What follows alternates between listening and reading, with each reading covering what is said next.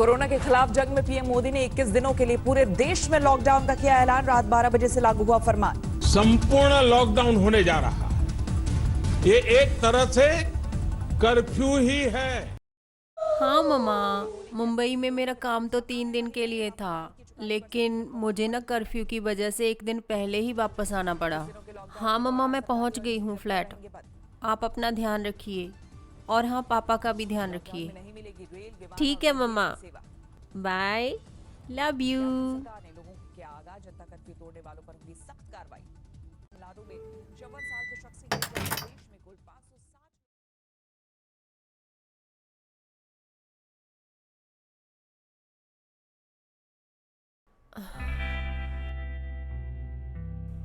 थक गई यार बुरी तरह से आज तो मैं। अरे मैंने तो काम वाली को भी 3 दिन की छुट्टी दे दी थी। अब सारा काम मुझे खुद ही करना पड़ेगा।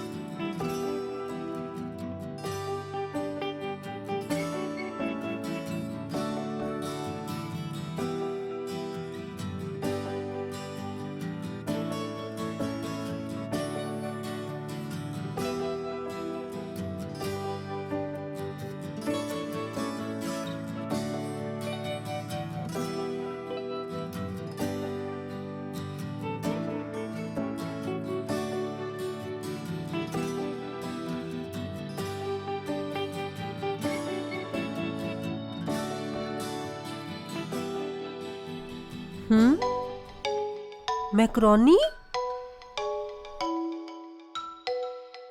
मैक्रोनी कब बनाई मैंने? कौन है यहाँ पे?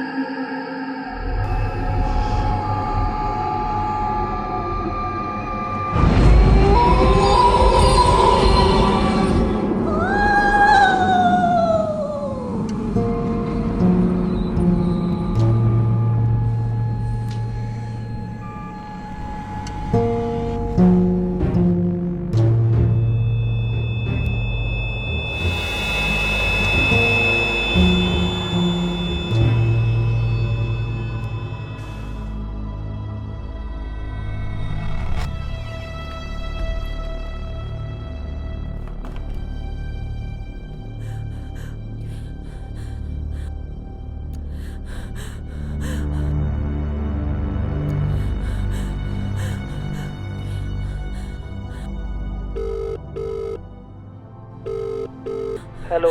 हेलो हेलो पापा, यहाँ पे कोई है? अरे कौन है बेटा? पता नहीं पापा, यहाँ पे कोई है मेरे फ्लैट में, मुझे नहीं पता कौन है। ऐसे कौन आ सकता है? क्यों डर रही हो?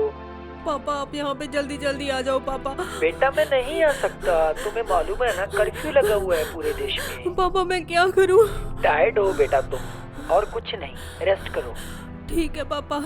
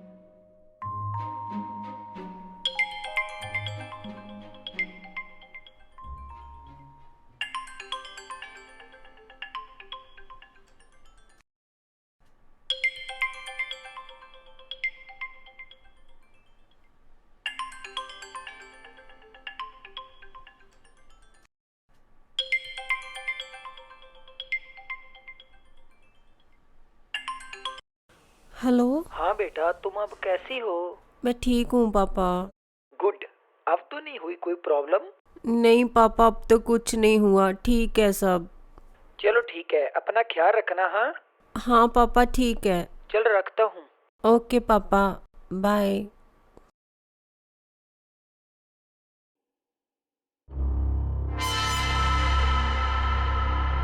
ये लाइट को क्या हुआ?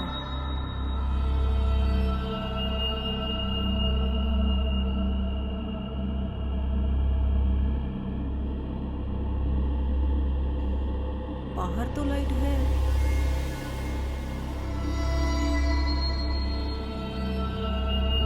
ये किसने ऑफ कर दिया?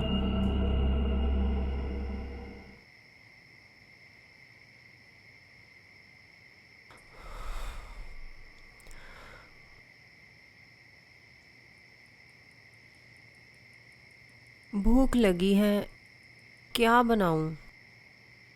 हाँ मैक्रोनी पड़ी है, वहीं खा लेती हूँ। ओह नो, अभी से कौन खा गया? कहीं वो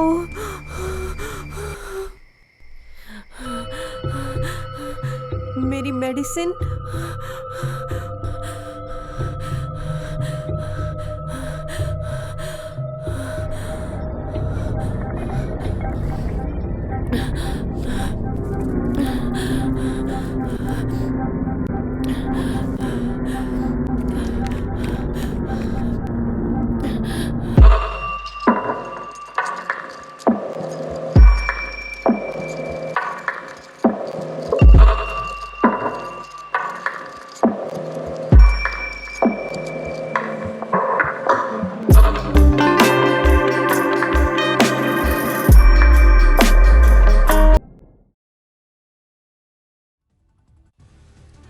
तेलंगाना में 36, गुजरात में 35 लोग कोरोना पीड़ित, राजस्थान में 32 लोग कोरोना से संक्रमित। दिल्ली में अब तक कोरोना के 29 मरीज सामने आए, हरियाणा में 30 और पंजाब में 29 लोग कोरोना से पीड़ित। पंजाब सरकार ने डीसी को दिया निर्देश, राज्य में लॉकडाउन के दौरान लोगों को दूध की होम डिलीवरी कराए सुनिश्चित। महाराष्ट्र सरकार के मंत्री जयंत पाटिल 21 दिनों के लॉकडाउन के फैसले की टाइमिंग पर उठाए सवाल, कहा लॉकडाउन से पहले जनता को सुबह तक का देना चाहिए था वक्त। पीएम मोदी के 21 दिनों के लॉकडाउन के ऐलान के बाद एनपीआर को लेकर आज से शुरू होने वाली कवायद अनिश्चितकाल के लिए टली। कोरोना पीड़ितों के इलाज में जी तोड़ मेहनत करने वाले डॉक्टरों और नर्सों का छलका दर्द। एम्स के एक डॉक्टर के मुताबिक मकान मालिक घर खाली करने के लिए डाल रहे दबाव। लॉकडाउन के दौरान तेलंगाना के खम्माम में एक लेडी डॉक्टर से पुलिस की बदसलूकी, एसीपी पर गाली देने और थप्पड़ मारने का आरोप। हैदराबाद पुलिस ने लॉकडाउन के उल्लंघन पर कुछ लोगों पर बरसाए डंडे, कुछ को हिरासत में लिया। हैदराबाद पुलिस ने लॉकडाउन तोड़ने गए कई लोगों को उठक बैठक का दिया दंड। तेलंगाना के सीएम केसीआर का बयान,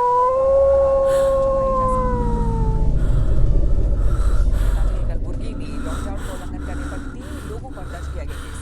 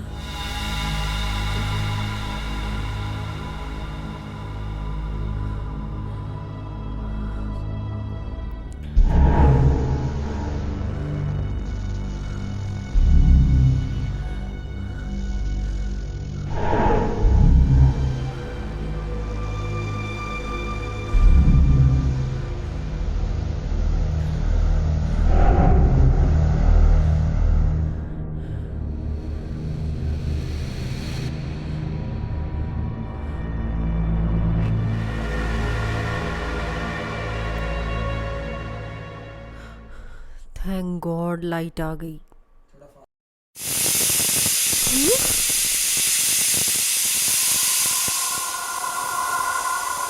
अब ये कुकर में खाना कौन बना रहा है?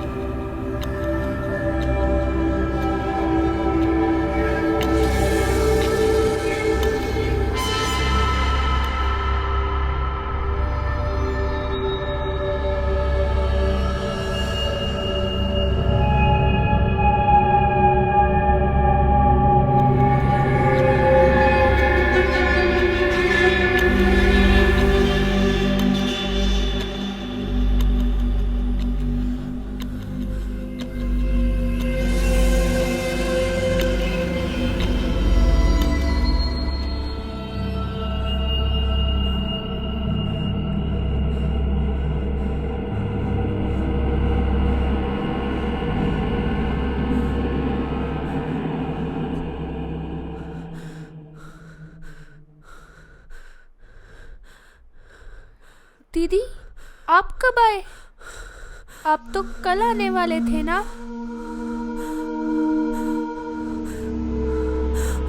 बोलो ना दीदी, दीदी।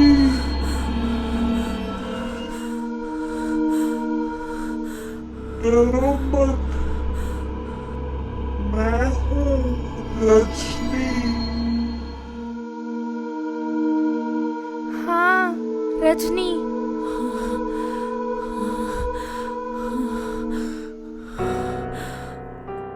अरे रजनी, तुम यहाँ पे क्या कर रही हो? दीदी वो बताओ, क्या कर रही हो तुम यहाँ? काम से 3 दिन के लिए मना किया था ना तुम्हें? मैंने तुम्हें फ्लैट की चाबी दे रखी है, इसका मतलब तुम चोरी करोगी? दीदी, मैंने आपका कोई पैसा नहीं चुराया। तो बताओ फिर, क्या कर रही हो तुम यहाँ पे? दीदी, वो कर्फ्यू की वजह से मेरे पापा 2 दिन से काम पर नहीं जा पाए। मेरे घर में खाने के लिए कुछ नहीं था। मुझे और मेरे छोटे भाई को बहुत भूख लगी थी, तो मैं यहाँ आ गई। सोचा थोड़ा खा लूंगी और थोड़ा अपने पापा और भाई के लिए घर ले जाऊंगी। सॉरी दीदी, भूख से लड़ा नहीं गया, तो मैंने चोरी करना ठीक समझा। कोई बात नहीं, मेरी नज़र में वो चोरी नहीं जो पेट की भूख मिटाने के लिए की गई हो। दीदी, मैंने खाना बनाया है, ले जाऊं क्या? हाँ हाँ, ले जा, तू ले जा। थैंक यू दीदी।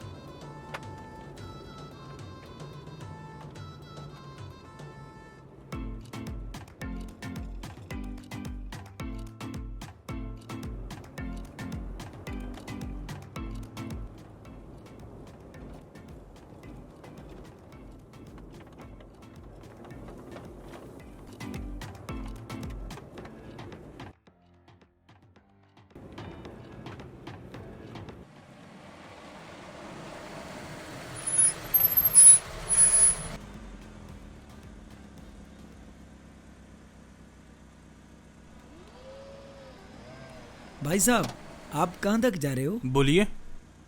वो यहाँ से करीब 60 किलोमीटर आगे मेरा गांव है। क्या आप वहाँ तक छोड़ सकते हो मुझे? इसमें क्या है? इसमें तो ये खिलौना है साहब। वो मेरा बच्चा है ना 5 साल का, उसके लिए लिया था मनाली से। ठीक है, बैठो। शुक्रिया भाई साहब।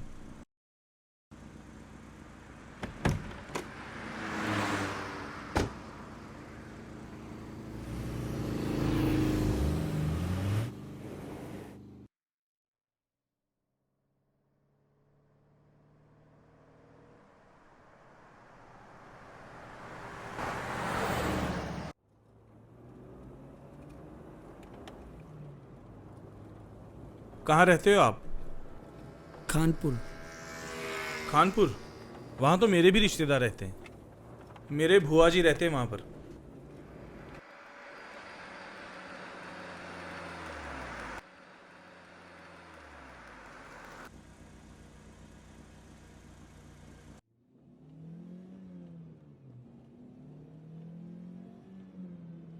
कानपुर में आप कहाँ रहते हो?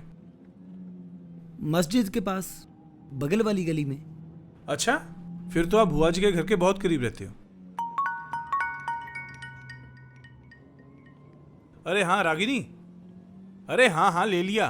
अरे भाई, तुम्हारे लिए सूट तो वहीं से ले लिया था। अरे हाँ, माँ के लिए शॉल भी ले लिया और गुड़िया के लिए फ्रॉक भी ले ली। अरे हाँ, सब ले लिया भाई। हाँ, अभी मैं ड्राइव कर रहा हूँ और शाम तक पहुंच जाऊंगा। हाँ चलो, ओके बाय।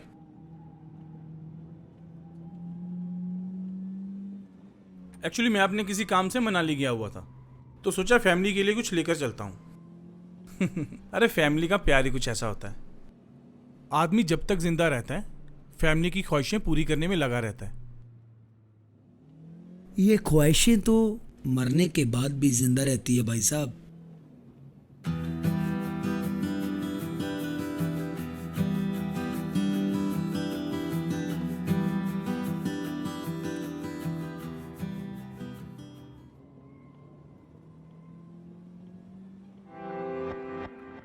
अरे ये ब्लड कहां से आया?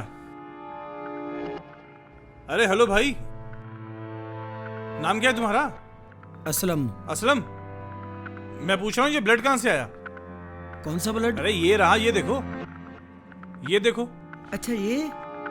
हाँ। ये तो मेरे हाथ पे चोट लग गई थी, तो कैसे उसी लग गई से चोट? वो रास्ते में बस का एक्सीडेंट हो गया तो मेरा हाथ। अरे हाथ की कोई बात नहीं, जान तो बच गई ना।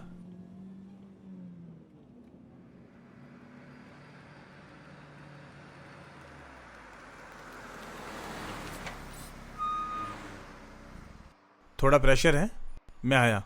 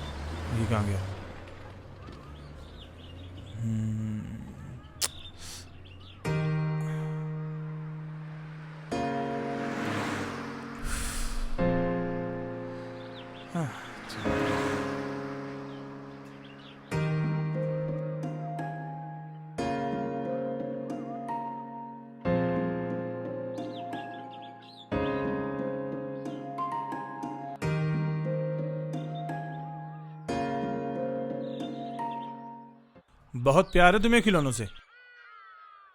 खिलौनों से नहीं, अपने बेटे से। तो इसे क्यों चूम रहे हो? बेटे से प्यार ही इतना है कि उसकी हर चीज से प्यार हो जाता है।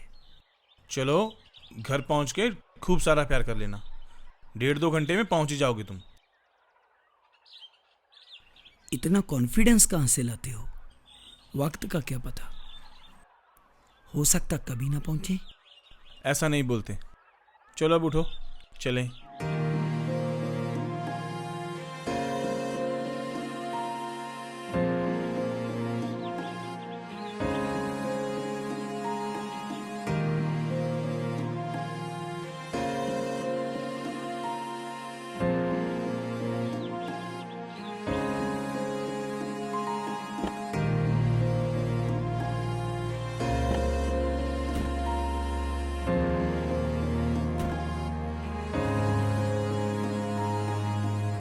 कॉन्फिडेंस रखना बुरी बात नहीं है, और निराशा ही आदमी को हमेशा खत्म करती है।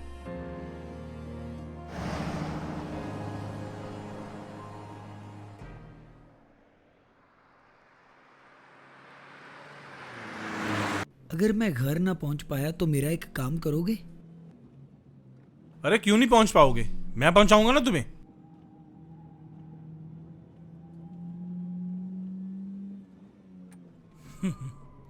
अच्छा बोलो, क्या काम है?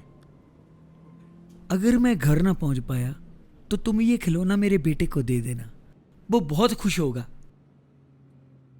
ठीक है, दे दूंगा। ठीक है।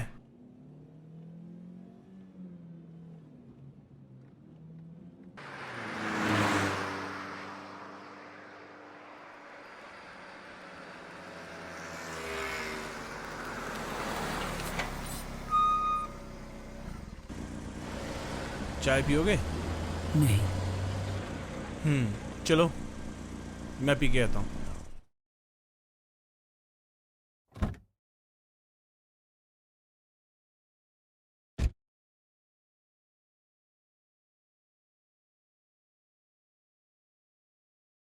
एक चाय देना यार।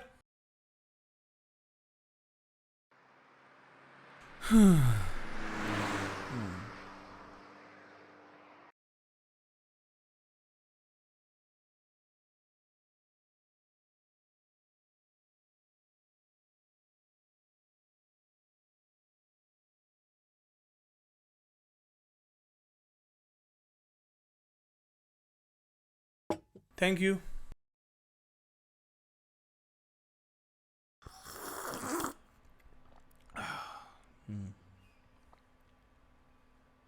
ए लाइट आ गई, देख टीवी चला। और इस वक्त की बड़ी खबर आपको बता दें, हिमाचल प्रदेश के मंडी में बड़ा हादसा हुआ है। हिमाचल परिवहन निगम की बस 100 मीटर गहरी खाई में जा गिरी। हादसे में 9 लोगों की मौत हो गई है, जबकि 20 से ज्यादा लोगों के घायल होने की खबर है। मौके पर रात से ही रेस्क्यू ऑपरेशन जारी है। बताया जा रहा है कि बस में करीब 40 से 50 लोग सवार थे। असलम, बड़ी खबर आपको बता दें और ये तस्वीरें आपको। असलम, असलम, असलम। ये ख्वाहिशें तो मरने के बाद भी जिंदा रहती है भाई साहब। इतना कॉन्फिडेंस कहां से लेते हो? वक्त का क्या पता, हो सकता कभी ना पहुंचे। वो रास्ते में बस का एक्सीडेंट हो गया तो मेरा हाथ, अगर मैं घर ना पहुंच पाया तो तुम ये खिलौना मेरे बेटे को दे देना, वो बहुत खुश होगा।